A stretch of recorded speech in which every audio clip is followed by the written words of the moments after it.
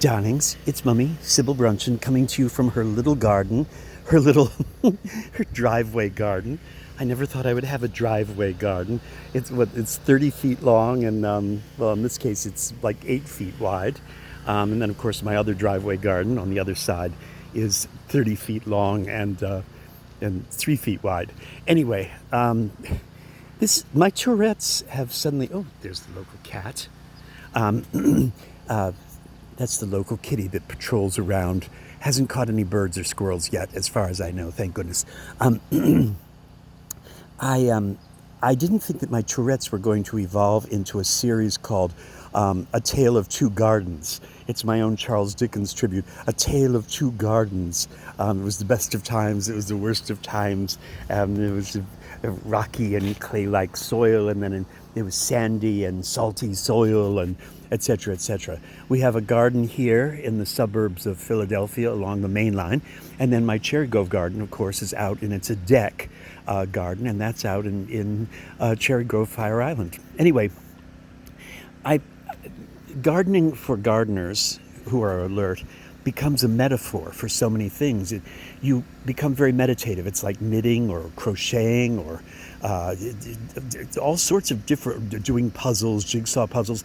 When you have a hobby, your brain goes elsewhere from your task, and yet, how do I say this?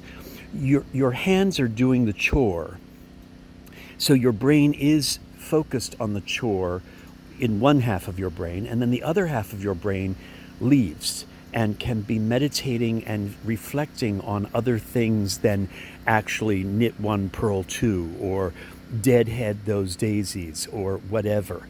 And in leaving yourself, you become more yourself. Does that make sense?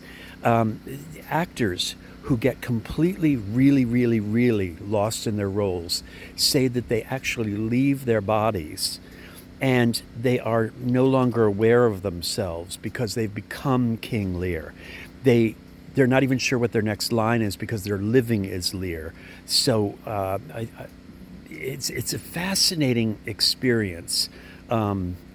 Albert Finney describes it in the movie The Dresser, where he is playing King Lear on stage, and he says that he has actually become Lear and is no longer himself. And by losing himself, he becomes his ultimate self. It's the strangest thing. Painters have talked about it. When you're painting a canvas and you're completely immersed in it, you are unaware of yourself, and yet you have become your truest self because you're no longer distracted by the gas bill and the leaking pipe under the toilet and the dust bunny under the sofa. You're no longer distracted, and that's what gardening is.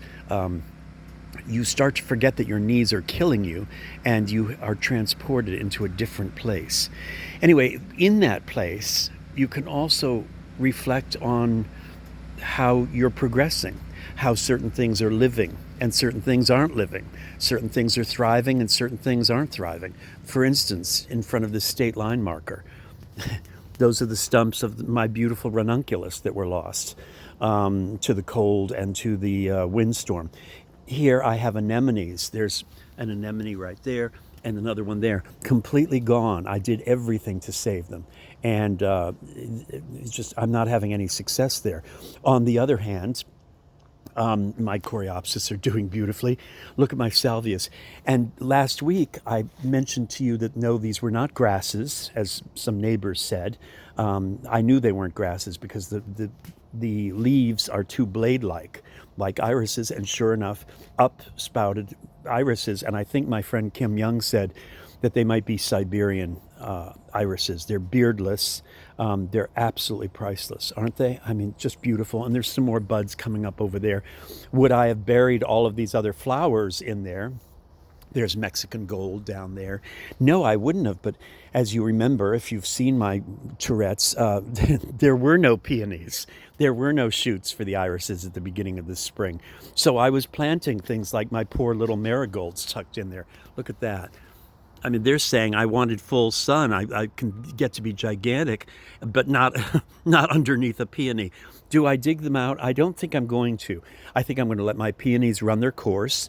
When the blossoms are gone, I'm going to let them, continue to store their food, and then I'm going to cut them down, as I will cut the iris blades down as they begin to wilt. Gardening is so much a metaphor, but there are metaphors in everything. Driving your car, if you're not used to driving, driving again is another metaphor for how you function through life.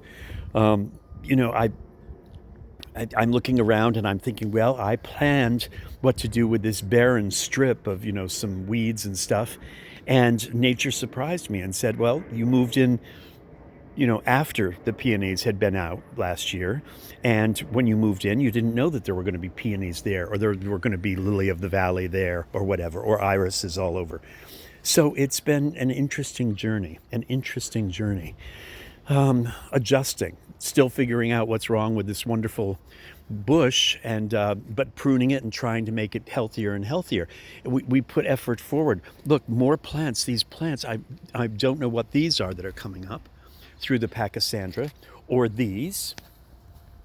What if these suddenly sprout the most beautiful flowers? I don't know what they are yet. And what was that? That's a bulb of some sort that never sent up flowers. And why not? I do see some what looks like maybe Virginia creeper in there, and that's going to go. I'm not going to have the garden swallowed alive by Virginia creeper or any ivy. So that's going to have to go. But we'll see. We'll see. Anyway, I'm walking around. I'm looking at things. My irises, while I was gone, ran their course. I came home and I took out the stalks, which is what everyone should do. As your irises go, cut off the dead blossoms. There's one right there. And if there are no more buds on them, then you cut off the stalk at the base and let the plants store their food. The iris leaves are very attractive. As a plant, they're very attractive, very jungly sort of. But as soon as they begin to fall over and wilt, you trim them in the classic triangular shape, which I'll show you later in a week or so. But right now they're storing food, and you don't let them go to seed. As tempting as it is to let irises go to seed, don't bother, because they really don't seed well. Iris multiply by multiplying their corms. They don't really want to do seeds. So here's some more from just last night that are fading, and I will trim those down. And look at this. I'm so curious to see what my hydrangea is going to do. Will it send up buds or not? We'll see. This was my stand of hyacinths. See how the foliage begins to wilt. As soon as that goes down in another 2 days or so, I'm going to trim that down and manicure it, make it, streamlined. It doesn't have to be wilty like that. And my beautiful periwinkle. Oh, my beautiful little creeping myrtle. Flowered beautifully, thrived, seems to be so healthy. I'm going to trim those blossoms. It doesn't have to work and make seeds. It will multiply for next year. And of course, this is where my mandevilla will be going as a tribute to Jeffrey Piccolomini, my great friend Jeffrey Piccolomini, who introduced me to them. So I'm going to plant that there and let that climb that hideous pole. And there it is right there. There's the white mandevilla right there. And look, the New Guinea impatiens are thriving. There's a maidenhead fern, and the coleus aren't doing so well. But so it's day to day. And again, you reflect on what you succeed at, what you don't succeed at. It's the old prayer. Lord, give me the courage to change the things I can, the serenity to accept the things I can't change, and the wisdom always to know the difference so that I'm not vexing myself.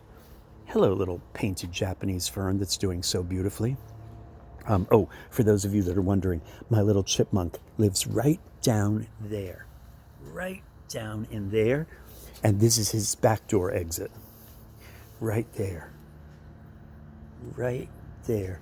So he lives under our porch, and he's quite happy and very handsome. Or she, it might be a girl, and she's beautiful. So I'm sorry I don't have birds right now, but you should see them attack that suet cake and everything. So I've deadheaded a few things. I'm going to go in and deadhead that columbine there. We've got to water everything, and I'm putting some milky spore in the soil. If you don't know what milky spore is, look it up. It's a miracle thing. Oh my God, A bee. There's literally a bee in my garden. I didn't. There it is. Look. Oh, where are you going, darling? There you are. Oh, you're hovering around that. You don't hover around the sewer air vent thing, whatever that is. Well, anyway, we have almost no bees. I've had flowers here. I see almost no bees. I'm hoping that I've done some sort of service to them. There it is. Is that a bee or a wasp? Oh my goodness. Oh dear. Is that a wasp? Well, that's not going to do. No, we're not going to have that. We are not going to have that. Yeah, Mummy makes certain selections for her garden. That wasp is looking for something. What are you looking for? Well, I'll keep you posted. Anyway, I will talk to you all later, darlings. Yeah, be present, be mindful, be grateful. I'm giving that advice to the wasp because, darling, everything is borrowed. Oh, yeah, everything is borrowed, including your next 30 seconds. Yeah, you keep lurking around, pal. All right. Wow. Yeah. I hope you've been watching my Tour-ette's little wasp because things could go very badly for you. All right, I will talk to you later, darlings. Bye-bye.